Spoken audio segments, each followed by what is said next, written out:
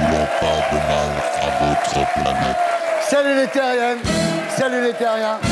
Bienvenue dans votre talk du samedi soir. Bonsoir. 3 terriens de choix avec nous ce soir. Mazarine Pinjot. Mazarine, bonsoir. Alors vous êtes professeure de philosophie, écrivaine, chroniqueuse télé, mais surtout championne du monde de cache-cache, puisque vous êtes restée cachée pendant 20 ans. Ouais. Vous savez que vous êtes loin devant Ben Laden, hein. Lui, il a tenu 10 ans, vous 20 ans. Ah ouais, non, mais je suis bien meilleure que Ben Laden. C'est un record du monde, hein. Hubert Védrine. Hubert Védrine, bonsoir. Bonsoir. Ah, Hubert. Vous vous rappelez l'époque où il y avait encore des Hubert un peu partout? Il n'y a plus d'Hubert? D'ailleurs, mon père m'avait appelé Hubert par admiration pour le maréchal Lyoté. Ah. Vous voyez, mais ça peut revenir, il y a des cycles. Enfin, il y a de moins en moins d'admirateurs du maréchal Lyoté. Non, mais il y aura des admirateurs d'Hubert Védrine. Bravo. Bonne dame de Mazarine Pinjot. T'as bien fait de rester caché, toi. 15-0. Alors, 15-0, bonsoir. Dans votre nouveau livre « Disparues, que sont-elles devenues ?» vous vous intéressez aux disparitions non élucidées, un peu comme la vôtre, finalement. Oui, mais là, j'apporte des réponses. Alors que, me concernant, disparu de la télé, pourquoi?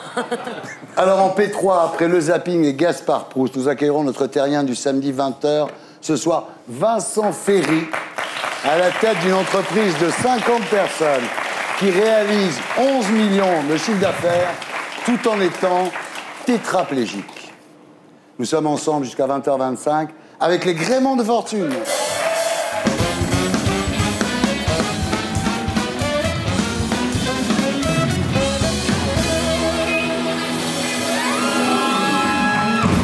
Mazarine Pinjot, rebonsoir. Bonsoir. Alors, 2014 est une année très spéciale pour vous. En effet, vous allez à la fois fêter vos 40 ans, vos 30 ans et vos 20 ans. Vous êtes né en 74. Ouais. Vous avez été reconnu par votre père en 84 et révélé aux Français en 1994. Ça fait quoi d'être la seule petite fille au monde qui a joué à cache-cache qu'à 20 ans? Se cacher encore, il faudrait entendre ce que ça veut dire se cacher, parce que je me cachais pas. Enfin, je veux dire, j'avais pas la burqa non plus. Hein. Ouais. Mais ça entraîne un certain rapport au monde dont il est difficile de se débarrasser. La meilleure cachette, c'était quoi? Derrière les fesses de Michel Charasse? Au sujet du cache-cache, j'ai des conseils à donner à François Hollande et Julie Gaillet. Non, no comment. Alors, vous dites sérieusement, que cache-t-on? Soit un trésor, soit quelque chose de honteux. Moi, j'avais le double statut. Alors, c'est pas facile de devenir soi-même dans ces conditions, parce qu'on a envie de protéger ses parents, évidemment, puisqu'ils vous cachent. On n'a pas envie de déranger, on n'a pas envie de revendiquer, donc ça devient une seconde nature, finalement.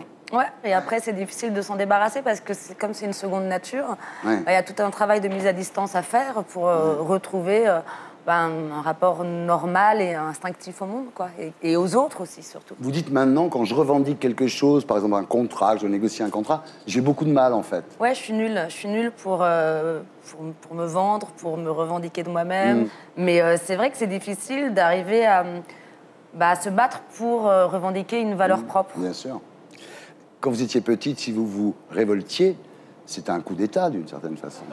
Je l'avais associé un peu comme ça, c'est Ouais. vrai. C'est-à-dire que je voyais qu'il y avait quand même un lien, quelque part, entre une affaire d'État, bon, soyons modestes, n'exagérons rien, mais quand même, et la possibilité de faire une petite révolte adolescente. Donc il y avait cette responsabilité que j'ai très vite ressentie et que j'ai très vite endossée, ce qui fait qu'effectivement, je me suis beaucoup empêchée. Alors, quand vous étiez petite, heureusement, il y avait Hubert Védrine comme babysitter. Ouais, ça c'était super. Ouais. C'est quand il m'amenait des Pokémon et des bonbons à la fraise. Il s'occupait de vous, non, vraiment? Ouais, vraiment. Non, pardon, Hubert, non, c'est pas. Oh. Vous imaginez changer les couches Enfin, peut-être. Hein, Ah, moi, je l'ai fait pour mes enfants. c'est vrai. Oui. Alors, les bons moments, c'était Dallas avec papa. C'est vrai qu'il trouvait que JR était un peu trop sympa et pas assez machiavélique.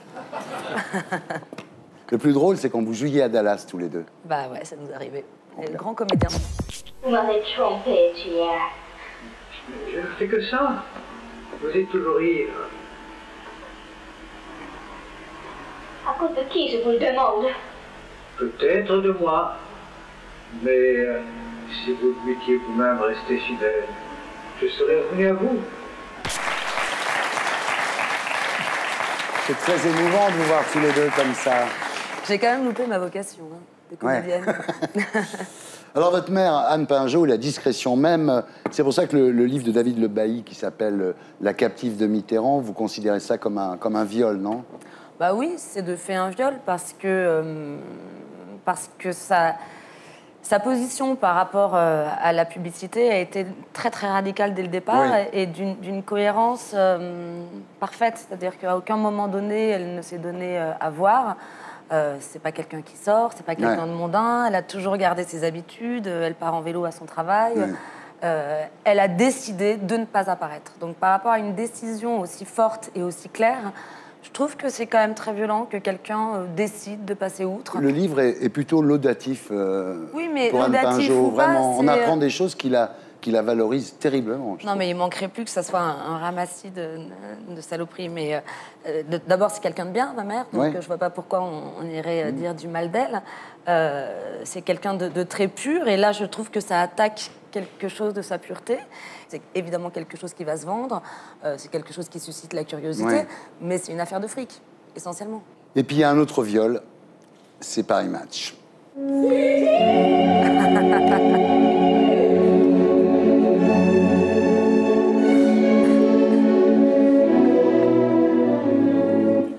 Alors votre père vous a prévenu par téléphone, je savais pas du tout. Ouais. Il vous a dit prépare-toi. Ah bah oui, il m'a quand même prévenu, Ouais. Mais c'était la veille. Enfin, de toute façon, prépare-toi. Pas grand-chose à faire. Ouais. Et là, vous avez réalisé donc que le président de la République avait une fille et que c'était vous. Quelque part, c'est beaucoup plus sain que les choses soient... C'était inévitable. Ouais, c'était inévitable, mais moi, quand j'étais naïve et stupide, je me suis jamais imaginé le jour où ça se passerait. Je pensais que ça pourrait continuer comme ça éternellement.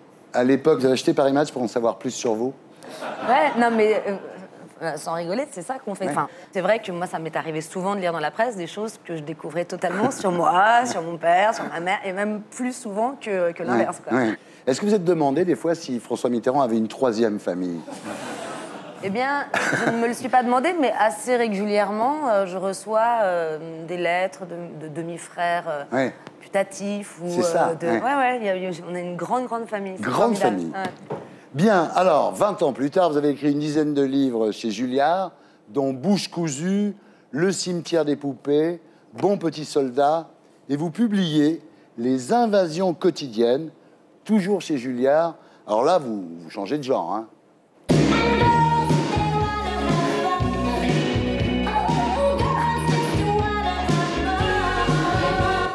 Alors, c'est ce qu'on appelle de la chick lit, hein. C'est de la... Chick, c'est la fille, lit, c'est la littérature.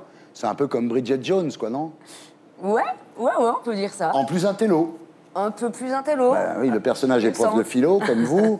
Et puis, elle discute avec des philosophes morts, quand même. Donc, ça, Bridget Jones, jamais. Je crois pas. Alors, il n'y a pas vraiment de pitch, une succession de scénettes, chacune racontant une journée de la vie quotidienne d'une quarantenaire, séparée, 2 enfants, en galère de thunes, en galère de mecs, et qui se retrouvent souvent devant la télé en train de picoler en bouffant des caprices des dieux, quoi. C'est très, très réaliste. Oui, c'est réaliste, c'est vachement bien. Demandez à toutes les femmes de 40 ans si elles se sont pas retrouvées un soir devant un frigidaire avec un verre de pinard et un caprice des dieux en tête à tête. Alors, évidemment, le personnage, c'est pas vous, mais quand même, vous êtes séparés il n'y a pas longtemps du père de vos 3 enfants et non pas 2, comme dans le bouquin. Vous dites, c'est la décision la plus audacieuse de ma vie. Parce que c'est une décision. Ça y est, vous vous révoltez, là, maintenant. Ouais, ça y est. Ça y est, c'est fini, là. Hein? Et ça sera même pas une affaire d'État, vous vous rendez compte? Ouais. C'est dingue, la liberté que ça procure. Non, se séparer, c'est une vraie décision dans une vie, effectivement. C'est rare les moments où on prend des vraies décisions. Et puis alors, l'héroïne du bouquin rencontre un homme, et alors là, mes enfants, je ne suis plus qu'une bouche, des lèvres, une langue.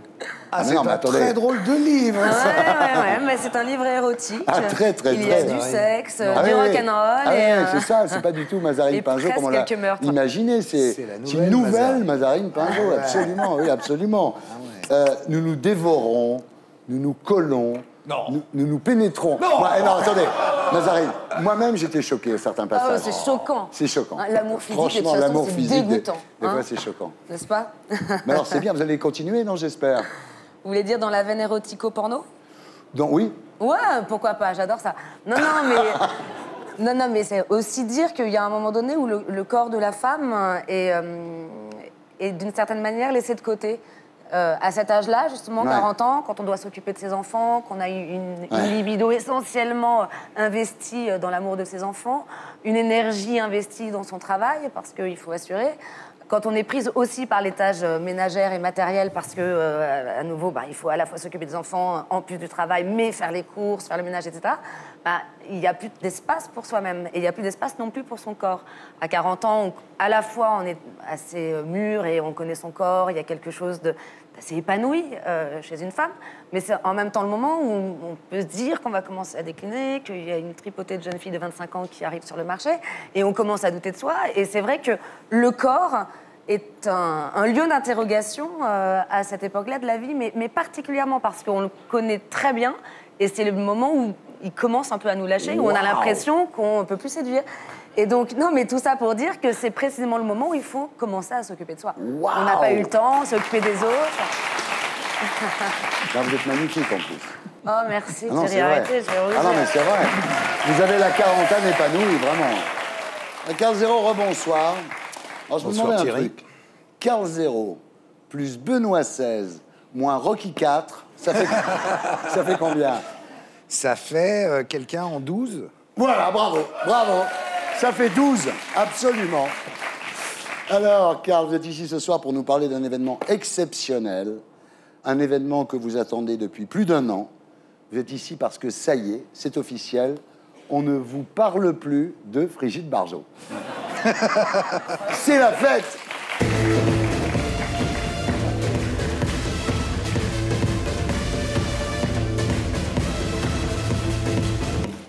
Quel bon moment. C'est fini. Mais non, il a ressorti un livre. Ah merde. Ouais, ça repart. Alors, elle dit avoir été menacée de mort. C'est vous? Non, moi, j'ai juste envoyé une lettre. La fameuse lettre, C'est oui. très gentil. Ouais. Alors, autre événement non moins exceptionnel, la sortie de votre livre, Disparues, que sont-elles devenues? Un livre d'enquête sur plusieurs grandes affaires de disparitions non résolues. Alors là, c'est le Karl Zéro enquêteur.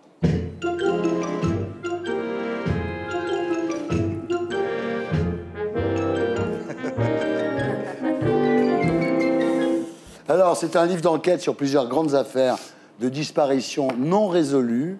La petite Maddy, Estelle Mouzin, les disparus de Perpignan, Jeanne Masse. C'est un livre sérieux, Thierry. Oui, il n'y a pas Jeanne Masse, pardon. Parce qu'entre la musique et ça, les gens vont dire « Ah, c'est une pignolade Ah, pas du tout, ils vont voir les gens ce que c'est, oui. Alors, vous reprenez les affaires en cours, vous passez en revue toutes les hypothèses possibles, y compris les enlèvements par les extraterrestres. Deuxième faute. Alors, commençons par Maddy, donc enlevée au Portugal il y a 7 ans. Le mystère demeure Total. jusqu'à aujourd'hui. Alors, elle a disparu pendant que ses parents dînaient Oui, dans au un resto. restaurant en face de la chambre où elle était couchée. Et pendant le dîner, ses parents sont souvent allés dans la chambre, quand même. Et la dernière visite, la petite est plus là, alors qu'il y a encore les 2 jumeaux. Ouais. Alors, pour la police portugaise, Maddy est morte dans sa chambre et les parents ont maquillé la mort accidentelle en enlèvement. Oui, ils auraient donné, alors qu'ils sont médecins tous les deux, c'est pas très plausible, ils auraient donné trop de calmants et elle serait morte. Ouais. Et ensuite, ils l'auraient cachée sous le canapé ou Dieu sait où, dans la voiture, dans le coffre de la voiture, puis ils seraient allés s'en débarrasser. Ouais. Ça tient pas 1 minute. Pour vous, la piste la plus crédible dans cette affaire, c'est celle des réseaux pédophiles. Vous supposez que Maddy a été enlevée et conduite sur un bateau par des passeurs, et vous dites que c'est un business qui rapporte plus que la drogue. Oui, c'est-à-dire que, bon, à chaque fois qu'on parle de ça, on nous dit c'est un fantasme, que ce soit gendarme, policier, etc., c'est un fantasme.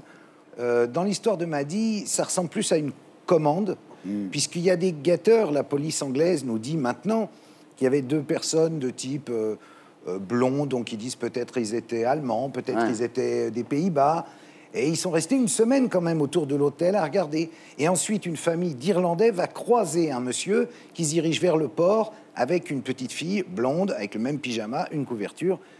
Donc ça ressemble un peu à, voilà, à la commande. D'autant qu'il y a un pédophile du coin, un prédateur, qui est arrêté et qui dit « Ah oui, ça arrive souvent, bon, parfois c'est pour nous et parfois c'est des livraisons. Ouais. » Alors, autre affaire, Estelle Mouzin, il y a la piste des parents, il y a la piste du resto chinois. Ils ont démonté un restaurant chinois entièrement, soi-disant pour retrouver les ossements de la petite. Oui, c'est même pas démonté, ils l'ont défoncé à la pelleteuse. Ouais. Ça a coûté finalement 300 000 € à l'État de rembourser les pauvres Chinois. Tout ça parce que des ouvriers avaient vu des ossements en construisant le resto, c'était des ossements de poulet et de chiens. Ouais. En fait, là aussi, vous supposez que ce sont des réseaux pédophiles liés au fichier de Zandvoort. C'est quelque chose qui va apparaître en 1999, suite à l'enquête d'un monsieur qui s'appelle Vervlozen, qui est un Belge, et qui va remonter tout un réseau comme ça pédophile, et aboutir à ce fichier que lui confie un des gars du réseau. Donc ce sont des photos, des vidéos, il y a 12 CD-ROM, et il y a des images absolument indescriptibles. Donc ces CD-ROM vont être remis à la justice belge, néerlandaise et française, et qui va ne rien en faire. L'affaire est sortie à l'époque par un journaliste de l'Humanité qui s'appelle Serge Garde, et ce monsieur reçoit des tas d'appels de parents qui ont vu leur enfant disparaître et qui donc demandent à voir ces fichiers. La police ne veut pas leur montrer, donc ils viennent à l'Humanité voir les fichiers. Et 80 d'entre eux vont reconnaître leur enfant et aller voir la police, et ça se soldera par le fait que la police leur dira non, il s'agit de 81 sosies. Ah oui. Donc c'est quand même ébouriffant. Pourquoi les flics diraient ce sont des sosies? C'est quoi l'intérêt? Je pose la question dans le livre. Il faut bien qu'il y ait un mobile pour enterrer le truc. Donc il y a un complot, en fait. Ben, j'en sais rien. J'en sais rien. Il y a quelque chose de pas clair dans ces histoires. Vous dites qu'il y a un faisceau de présomption, quoi. Oui, c'est très curieux. C'est-à-dire que finalement, à chaque fois, ça se termine par circuler, il n'y a rien à voir. Ouais. Mais en même temps, quand vous regardez les CD-ROM, je vous jure qu'il y a à voir. Ouais. Un viol de bébé de 3 mois, c'est quand même...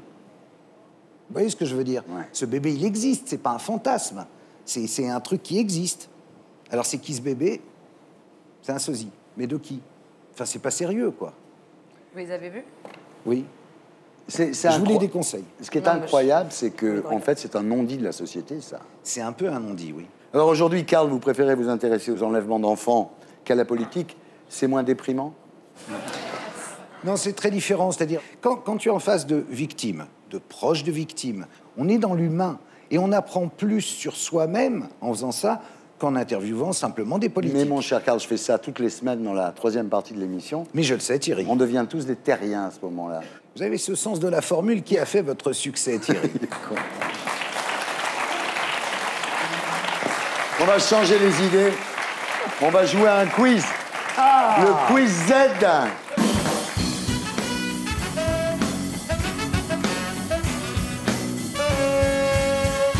Alors, les réponses commencent par Z.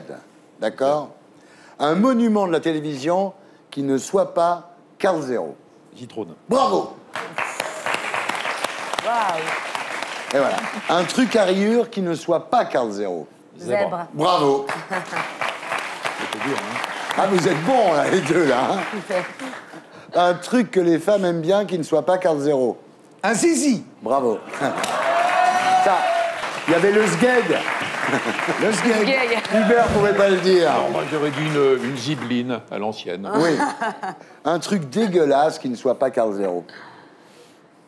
Ben, je trouve pas, là. Le zob. Non, enfin, non, mais c'était pour filer votre... Non, pardon. Filer votre métaphore.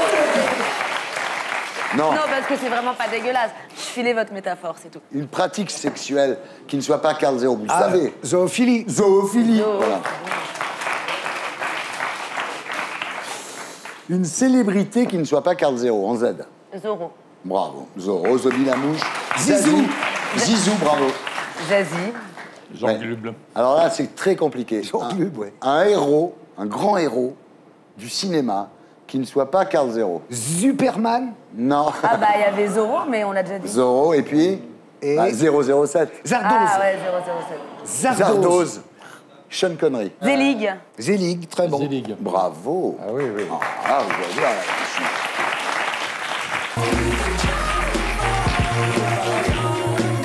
je vous dis que c'est pareil.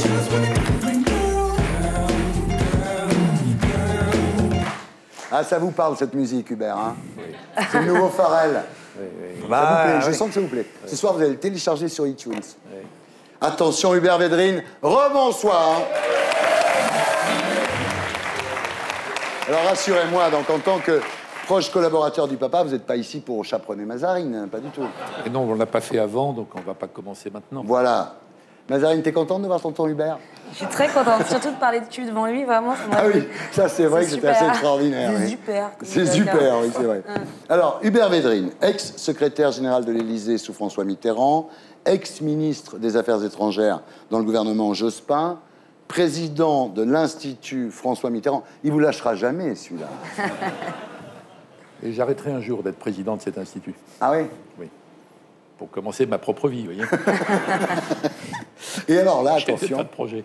là, ça va plaire à Carl Zéro. Vous êtes membre du Haut Conseil pour l'Alliance des civilisations. Alors ça, c'est Star Wars, là. Ah, mais c'est fini, ça. Ah, c'est fini, d'accord. Alors, vous êtes né à Saint-Sylvain-Bellegarde, dans la Creuse. Vous êtes bien informé. Ensuite, vous avez fait Sciences Po, l'ENA. De toute façon, pour vous barrer de la Creuse, vous n'étiez plus rien à tout, quoi. Même à devenir trapéziste, quoi. Non? C'était une maison de famille de vacances. Ah oui, d'accord. Donc, vous n'êtes pas vraiment creusois. D'ailleurs, j'adore l'endroit. Je Ouais. suis né dans la maison, d'ailleurs. Je suis encore d'une génération où les gens naissaient dans les maisons. Alors, aujourd'hui, bah, vous remettez des rapports au président de la République, à Sarkozy, à Hollande, et notamment un rapport excellent sur le fait qu'on commande trop de rapports. Oui. Et que ça ruine la République, en fait. Attendez, ça ne ruine rien.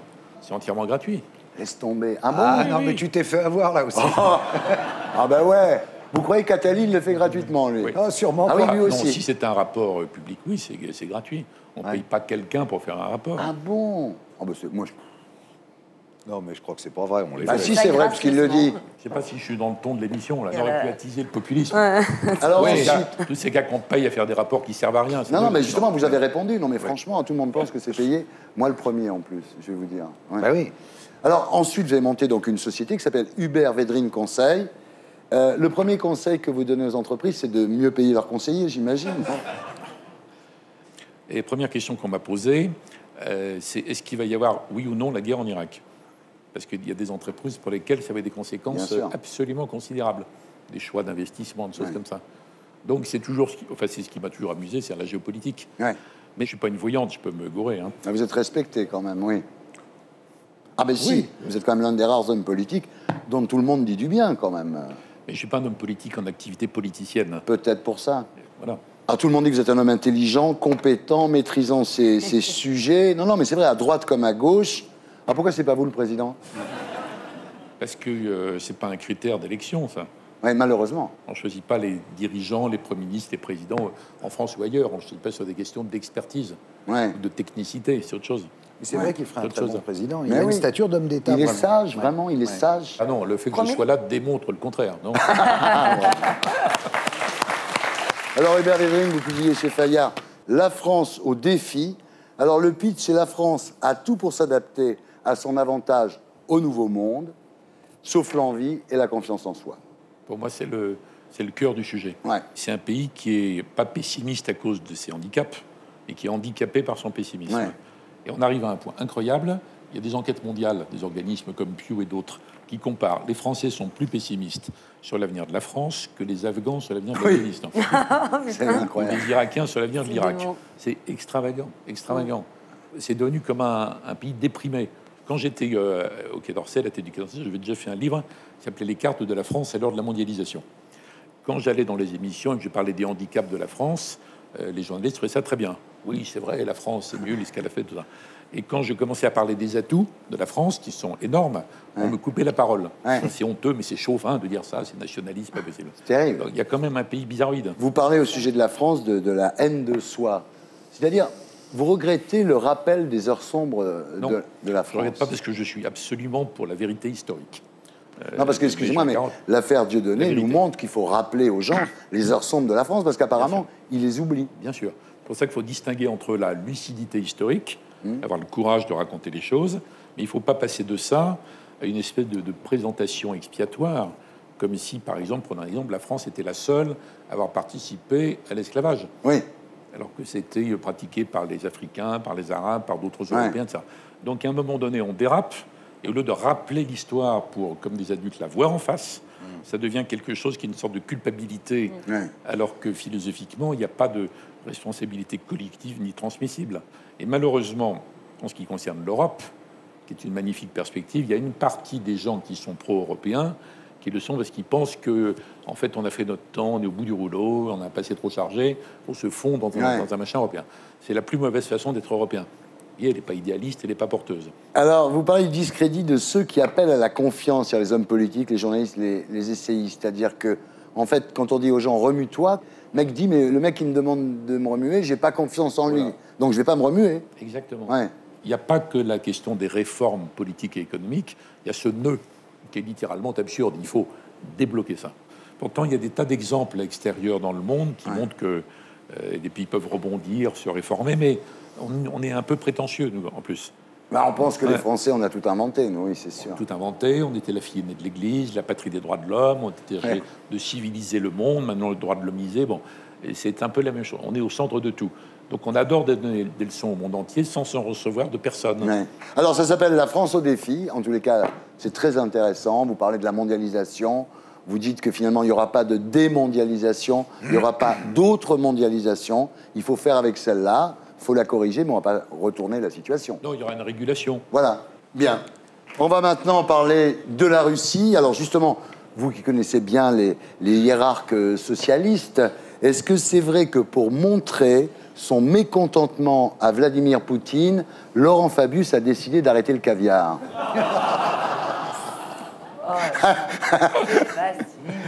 Non, c'est trop facile. Non, il y a une rupture de niveau qui est... Voilà, d'un seul coup, vous ne m'aimez plus. Bien.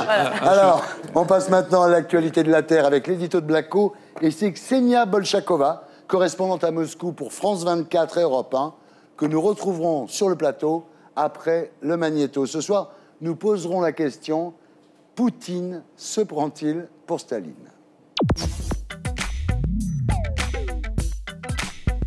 Poutine a toujours été nostalgique de l'URSS. À peine installé au Kremlin, il a rétabli l'hymne national soviétique choisi par Staline en 1944.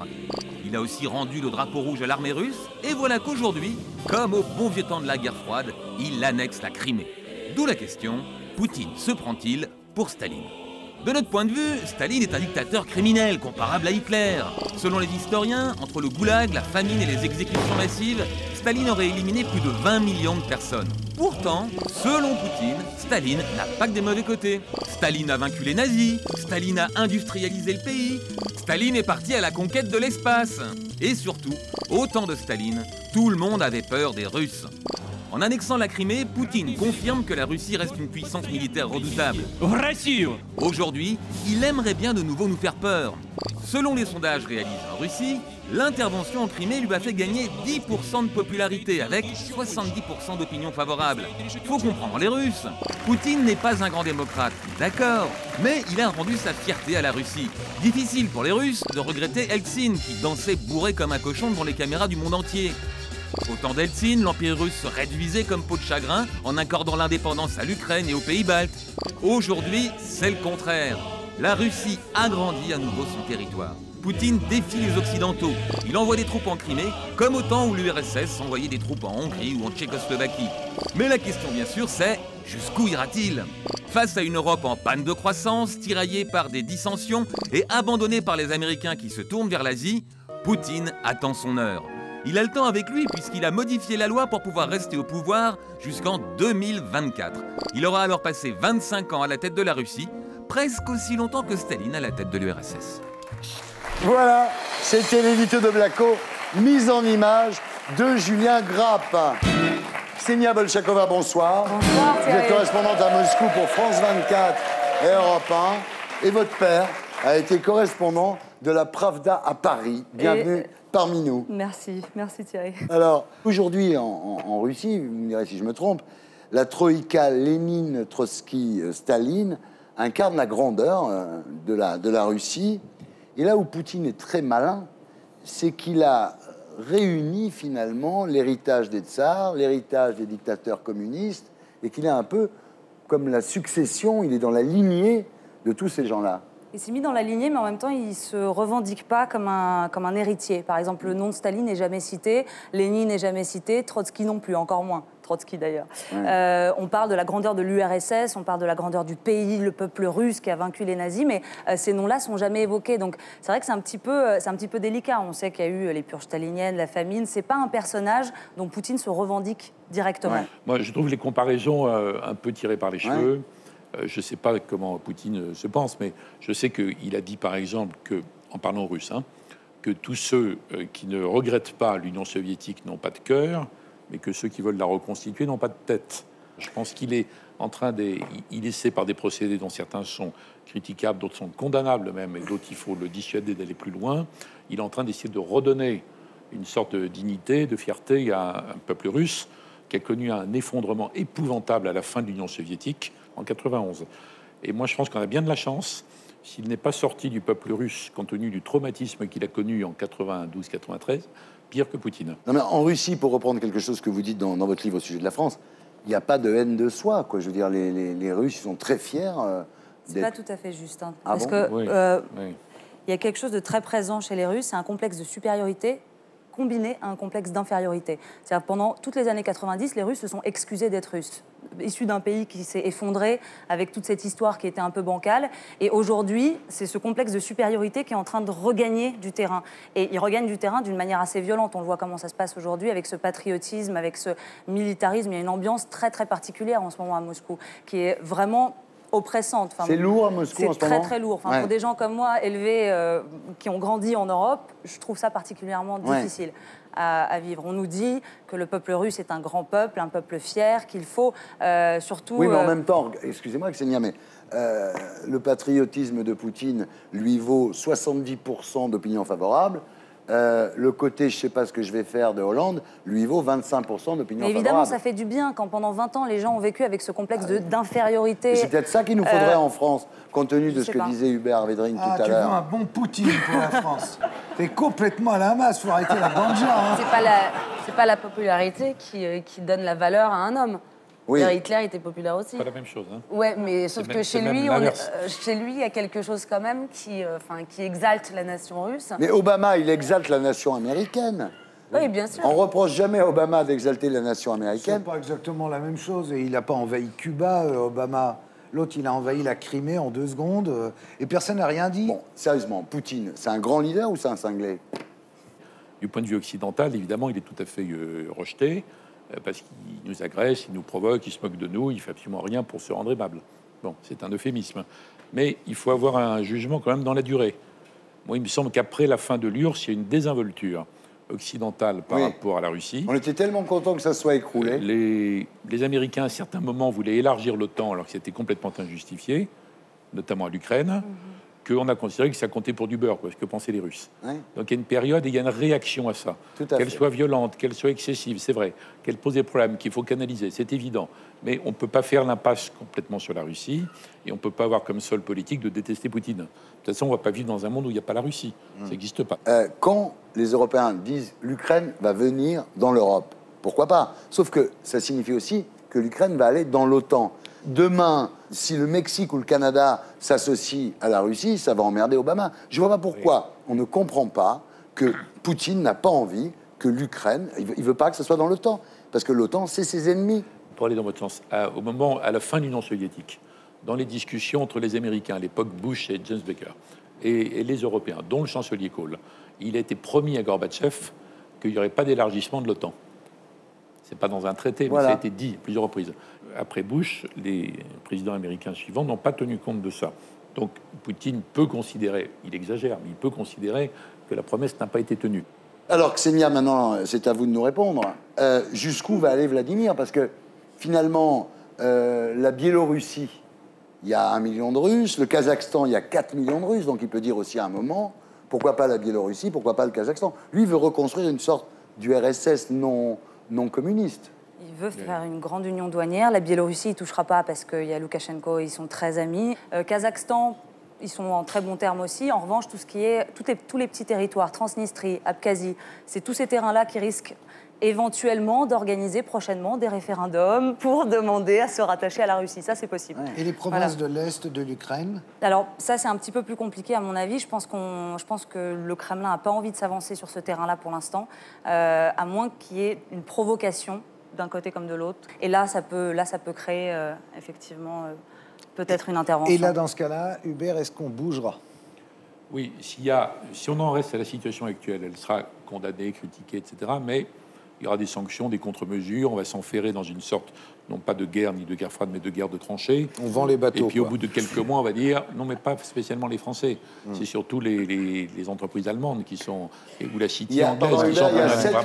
Il y a 7000 entreprises allemandes en Russie. Il y a 700 entreprises françaises en Russie. Oui. Donc Merkel, pour elle, c'est très important. Donc au bout d'un moment, on dira comment on en sort par rapport à ça. Il ne faut pas oublier que la posture inflexible d'Obama, elle ne lui coûte rien. Ça n'a aucune conséquence économique pour lui. Et pour lui, c'est une aubaine de se montrer ferme, puisqu'il est considéré comme trop mou, et qu'il va avoir besoin de convaincre le Congrès à propos de l'Iran.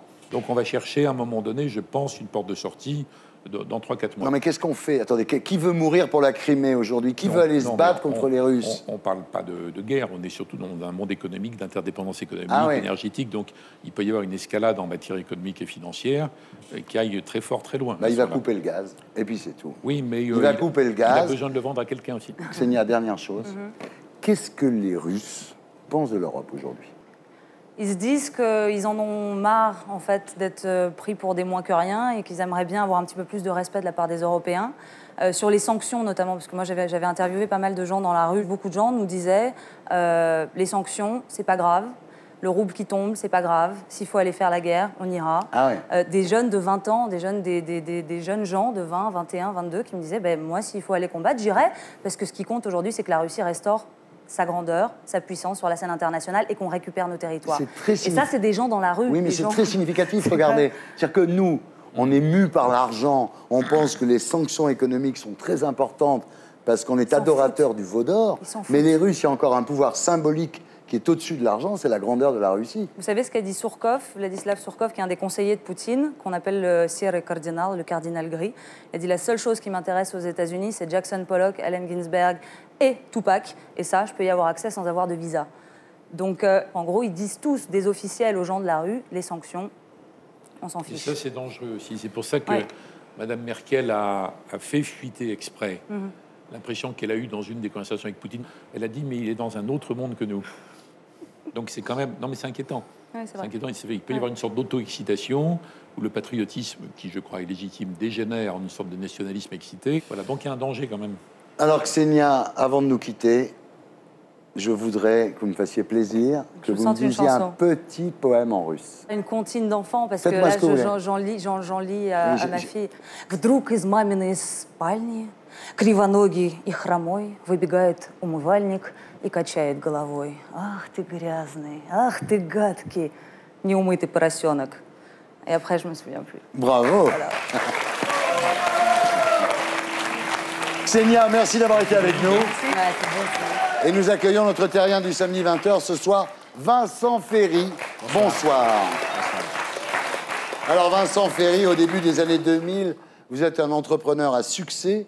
Votre société compte 50 employés, 10 boutiques, 8 millions de chiffre d'affaires.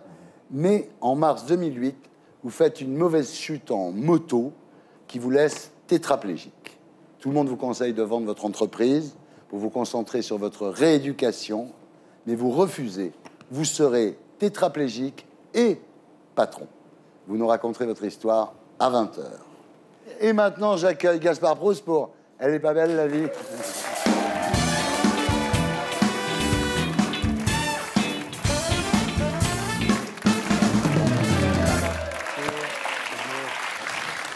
Ah ouais. Ah, je reviens du ski, là. J'étais à Courche. Ah. Enfin, à Courchevel, pour ceux qui sont exonérés d'impôts sur le revenu. Bon, au départ, moi, je voulais aller à Sochi. Ouais. Mais en ce moment, c'est pas évident de trouver des habits de plage. C'est pas... J'irais peut-être à Pâques pour la Féménéria. La Féménéria, c'est comme une corrida, mais avec des fémènes à la place des taureaux. Non, c'est vrai, c'est vrai.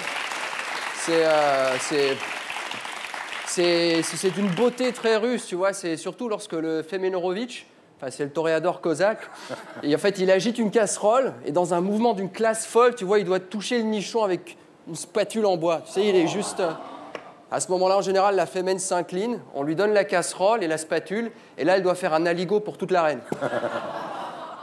C'est super beau. Donc, à défaut de Sochi, je me suis dit, bon, pourquoi pas Courchevel, hein, ça ressemble un peu, il y a autant de Russes, mais il y a plus de neige, donc... Alors, je sais que c'est un peu indélicat de parler de ça devant des gens qui n'iront peut-être jamais au ski, mais non, mais il ne faut pas se raconter d'histoire, tout n'est pas idyllique. Surtout quand t'es bloqué à l'aéroport de Chambéry, il fait pas assez beau pour que l'hélico décolle, alors tu dois prendre la Cayenne pour monter. Enfin, je le souhaite à personne. Hein. Puis une fois sur place, c'est que des ennuis sur les pistes, des files d'attente, les gens qui passent devant avec une langue étrangère, le truc qui ferme à 16h30. Moi, j'ai l'impression d'être à la cave sans chauffage, tu vois. C'est un truc. Après le soir, tu dis bon, je vais m'en remettre, je vais faire une petite sortie comme ça. Alors il y a des Russes m'ont invité à une fondue. Super sympa, super. On a joué à un jeu, c'est celui qui fait tomber sa Rolex dans la fondue 3 fois à un gage. Bon, 24 carats égarés dans du fromage qui pue, c'est pas top. Hein, non, ouais. C'est-à-dire, quand tu retires 24 carats d'une fondue, c'est à peu près ce que doit ressentir le douanier quand il saisit un paquet de coke dans le cul d'une mule. Ça doit être un peu... Sinon, quoi d'autre? Alors, cette semaine, j'ai décidé de faire fi de la politique, puisque municipal oblige, on n'a pas le droit de parler de politique française. Quel soulagement. Comme si c'était un truc intéressant. Mais de toute façon, c'est dur de ne pas parler de politique, surtout c'est municipal, c'est demain, ça commence demain. Et d'ailleurs, comme disait Jean-Michel Apathy, notre représentant de la diversité cassoulet, notre sorte de Mouloud Achour du Gers, pourquoi ne pas faire un peu de politique fiction, voire même de la politique fiction? Alors tout d'abord, est-ce que les électeurs vont faire de cette élection un message cantonal, national, international ou Front National? Mais dans la mesure où tout se tient, car les opposés s'attirent, et qu'une hirondelle ne fait pas le printemps, elle ne fait pas l'automne, ni même l'hiver. Mais putain, qu'est-ce qu'elle branle, l'hirondelle?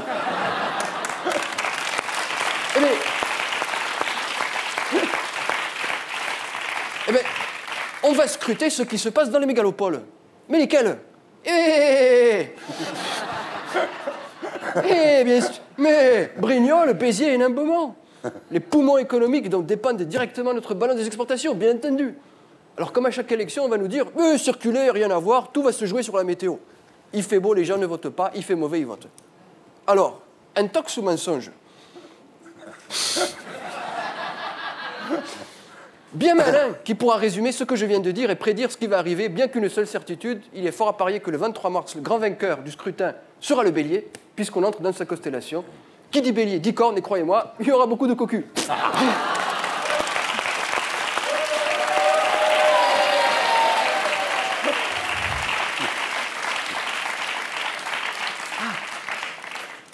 C'est donc ça, avoir honte. Ah, c'est génial.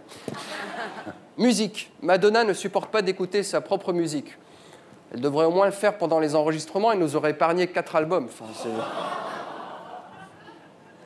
médecine. En ce moment, chez les médecins, ça libide. Il y a un cardiologue, un ostéo, un gynéco, tous mis en examen pour viol. C'est un peu sévère. Pour une fois que quelqu'un a envie de se taper un malade... Bon, le cardiologue a été mis en examen pour viol. Lui, il devrait s'en sortir parce qu'il a plaidé la dyslexie. Il a confondu valve et vulve.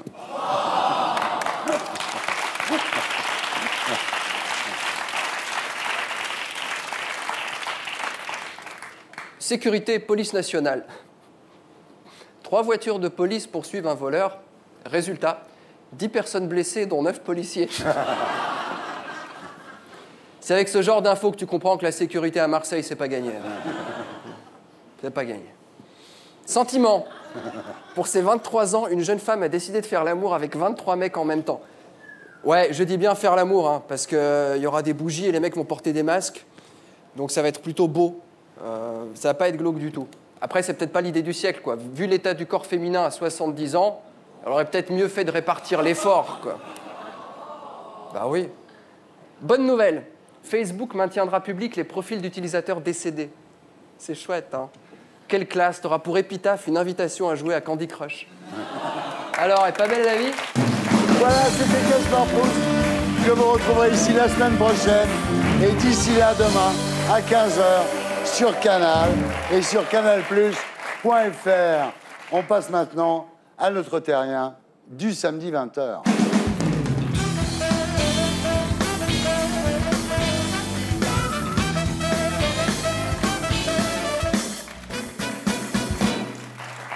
Vincent Ferry, rebonsoir. Bonsoir. Vous êtes né le 2 novembre 1972 à Épinal, dans les Vosges. Père inséminateur, mère femme au foyer. Tout à fait. À l'adolescence, vous découvrez le scooter. Et vous ne rêvez que d'une chose, passer votre permis moto. Un vrai rêve, quoi. Un rêve de gosse. Quoi. Un rêve de gosse. Vous avez 15 ans quand votre père meurt dans un accident de la route, mais votre mère prend le rôle de chef de famille, et malgré le choc, les 3 enfants s'en sortent pas mal. Ouais, on est vraiment une famille unie, une famille très soudée. Mais on s'en sort, on se serre les coudes et on avance. À 18 ans, votre bac scientifique en poche, vous décrochez votre fameux permis moto et vous achetez une bécane. Ah ouais, immédiatement. J'ai eu mon permis moto avant le permis voiture. Voilà. C'est quoi la bécane? Un 600 Jebel, magnifique. Alors après un BTS de commerce alimentaire, vous faites un stage en entreprise pour valider votre diplôme. Et la société s'appelle Clair de Lorraine. Alors c'est une société qui fait de la gastronomie du terroir. Il y a 5 employés et un patron, dites-vous, remarquable, à l'ancienne. C'est une bonne ambiance, on s'entend tous très bien. C'est un patron un peu paternaliste. Et puis un jour, ce patron vous appelle dans son bureau et vous annonce qu'il veut vous vendre sa boîte. Incroyable. J'y croyais pas, j'étais stagiaire. Il me dit, je veux vendre l'entreprise et ben, je t'aime bien.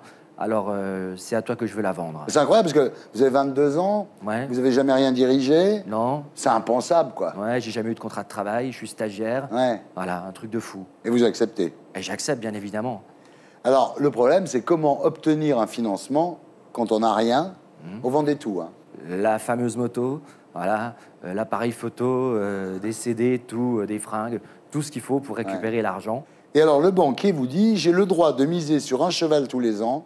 Cette année, ça sera toi. Coup de bol incroyable. Alors, vous n'avez pas 24 ans lorsque vous prenez les rênes donc, de Clair de Lorraine. Ouais. La première année, c'est une catastrophe. Perte 300 000 euros. Ouais. 300 000 balles à 24 ans, c'est terrible. J'ai calculé que j'en avais jusqu'à l'âge de 50 ans à rembourser. Et c'était terrible, quoi. Tout était foutu pour moi.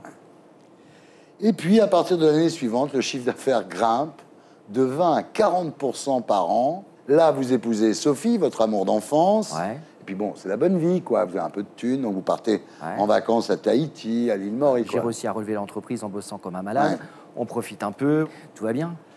Alors vous retrouvez un autre amour de jeunesse, c'est la moto. Tout à fait, l'enduro. L'idée, c'est d'aller s'oxygéner en même temps en se faisant plaisir, en tirant un peu sur la poignée de gaz. Quoi.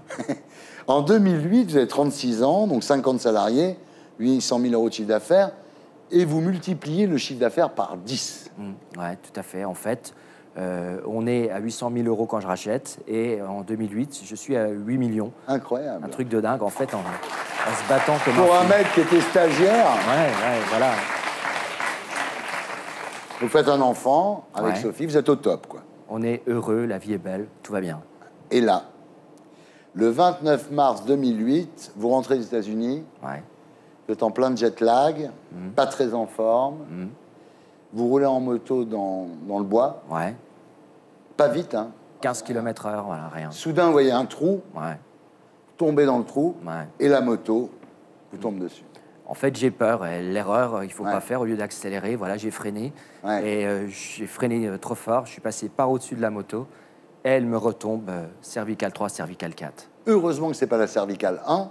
Sinon, c'était le coup du lapin. Vous étiez mort. Mort immédiate. Et là, vous êtes à plat ventre. Le visage dans la boue. Et vous réalisez très rapidement que vous êtes paralysé. J'ai tout de suite compris. J'ai dit à mon copain, appelle un hélico, fais quelque chose, une ambulance, vite, je suis paralysé. J'ai tout de suite compris. À l'hôpital, la neurochirurgienne vous confirme effectivement le diagnostic de tétraplégie et on vous dit que vous ne marcherez plus jamais. Quoi. Ouais. Et vous n'aurez plus jamais l'usage de vos bras et de vos mains. Exactement. En fait, à ce moment-là, je lui dis mais c'est pas possible, c'est une histoire de fou, on est en colère, on dit mais c'est pas vrai. Arrêtez, il y a bien eu une personne dans votre carrière qui a réussi à marcher, il y avait eu quelque chose. Elle me regarde, elle me dit, il y en a eu un en 20 ans. Et là, je me dis, et je lui dis, ben, je serai le deuxième. Alors évidemment, votre première pensée, là, c'est le suicide. Ouais, complètement. Mais ce qui est catastrophique et ce qui est complètement horrible, c'est qu'on ne peut même pas se suicider. Voilà. C'est impossible, on ne peut pas prendre de cachet, on ne peut pas se pendre, on ne peut pas se tirer une balle dans la tête, on ne peut rien faire, on ne peut que hurler, et encore. Alors là, quand votre épouse Sophie s'approche de vous, vous pleurez et vous réalisez que vous ne pouvez même pas vous essuyer le visage. Ouais, exactement, ça me procure des démangeaisons terribles, le nez coule, je ne peux absolument pas m'essuyer le visage, c'est les gens, on est tributaire de tout le monde. Alors vous lui dites, je suis tétraplégique, j'ai tout bousillé. J'ai foutu ma vie en l'air, j'ai fait une connerie. Sauve-toi, pars, je ne vais pas bousiller ta vie également. Je veux dire, c'est déjà... Belle abnégation. Ouais, je lui dis, allez, pars, sauve-toi. Mais Sophie, elle me dit... Il est hors de question que je te laisse, on va se relever tous les deux, elle vous dit. Exactement. Ouais. Et là, c'est des phrases fortes, c'est des moments forts qui arrivent très rarement dans une vie, et ça, c'est des moments extraordinaires. Alors, dans les 24 heures qui suivent, vous découvrez l'enfer d'être enfermé dans un corps inerte. Vous dites, on n'imagine pas à quel point c'est dur de ne pas pouvoir se gratter. C'est terrible. En plus, les mouches et les moustiques commençaient à arriver. C'est une piste d'atterrissage parfaite, un visage, on ne peut pas bouger, on ne peut rien faire, à part souffler un peu d'air. C'est une horreur. 5-6 mouches sont capables de vous faire péter un plomb.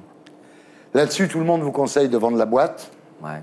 Et vous dites, non, je serai patron et tétraplégique. Voilà, c'est une décision qu'on a prise également avec Sophie et la famille, en se disant à un moment donné, très rapidement, on a compris, on a dit, voilà, on va continuer l'entreprise, ça sera ton centre de rééducation, ton médicament à toi. Et vous avez une pensée aussi pour les 50 employés. Tout à fait. Il y a 50 familles quand même qui vivent, entre guillemets, grâce à vous.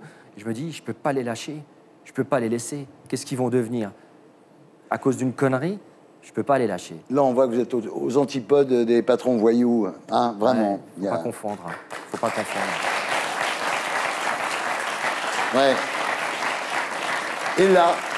Et là, vous demandez à Sophie de venir à l'hôpital avec un caméscope et vous enregistrez un message. Voilà. Comme vous pouvez l'entendre, j'ai le moral, j'ai la pêche, hein, vous en faites pas. J'aimerais vraiment bien être avec vous, ça me ferait vraiment plaisir. C'est vraiment, je regrette vraiment, j'ai beaucoup pensé à vous lors de cette réunion. Bien écoutez, passez une excellente réunion, échangez bien entre vous, que ce soit le plus constructif possible. Puis je vous dis à très bientôt. Allez, au revoir.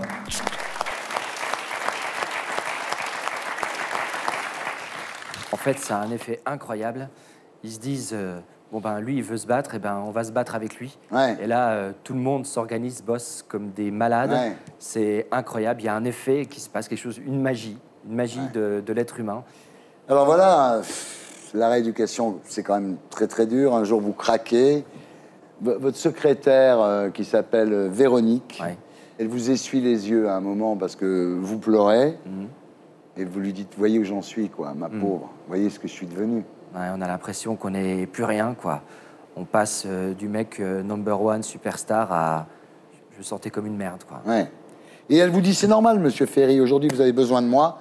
Peut-être un jour, c'est moi qui aurai besoin de vous. Ouais, c'était génial, ça. C'est quelque chose de magnifique. Vous vous ressaisissez très vite. Ouais. Alors, au bout de 6 mois, vous pouvez manger tout seul. Ouais, j'ai réussi à retrouver ma main. C'est la fin de la béquée. Extraordinaire, la fin de la béquée, de se faire donner à manger tous les jours. Il y en a sur le côté, on vous donne mal, il y en a trop, pas assez. Voilà, enfin, le bonheur, je retrouve le bonheur de pouvoir mettre une fourchette à la bouche, ça c'est extraordinaire.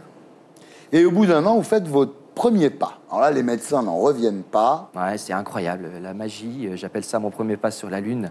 C'était carrément extraordinaire, c'était mon objectif et j'avais réussi à atteindre cet objectif-là. Même si c'est que quelques mètres, c'était super important pour le mental. Alors on vous donne un déambulateur et vous marchez. Vous pleurez de joie. Ouais, je pleure de joie, je suis heureux. Je commence à aller mieux, je reprends de l'énergie, quoi. Je commence à avoir la banane. Et tout ça vous amène à instaurer de nouvelles méthodes de management, c'est-à-dire vous déléguer. En fait, je me suis rendu compte qu'en déléguant, les salariés faisaient super bien leur job. Et qu'en fait, j'étais pas du tout indispensable, comme beaucoup de patrons se prennent pour des gens indispensables. Absolument. Voilà. Et alors, la boîte continue à progresser de 20% par an. En 2012, Claire de Lorraine fait un chiffre d'affaires de 11 millions d'euros. Et vous permettez en plus maintenant de former des valides au management. me suis retrouvé devant 200, 300 personnes à Paris et je raconte mon histoire et j'explique un petit peu les techniques de management, dirigées d'une façon différente. Et puis, ça plaît énormément aux valides, donc c'était quelque chose vraiment d'incroyable, quoi. Et là, vous pensez maintenant à faire un deuxième enfant? Ouais, voilà, c'est vraiment notre rêve avec Sophie de réussir à avoir un deuxième enfant. Ça serait vraiment le bonheur ultime. Vous avez une femme géniale. Ouais, j'ai une femme géniale. Asseyez-vous, madame. Asseyez-vous.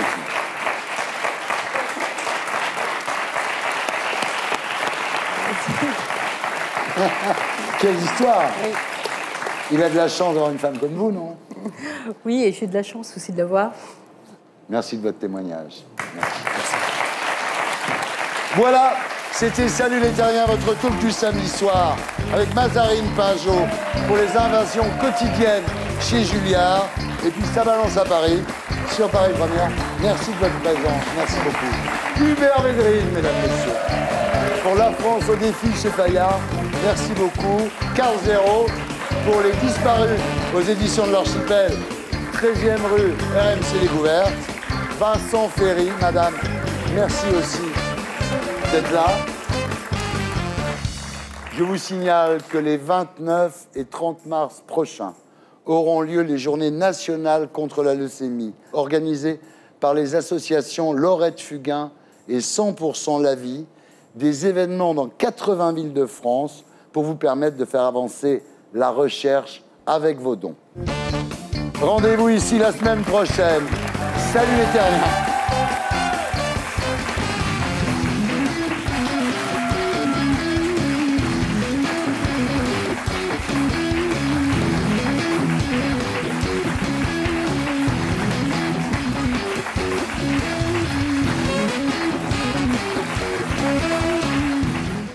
Et pour être sûr de ne rien rater de Inarditube, abonnez-vous et mettez un pouce bleu.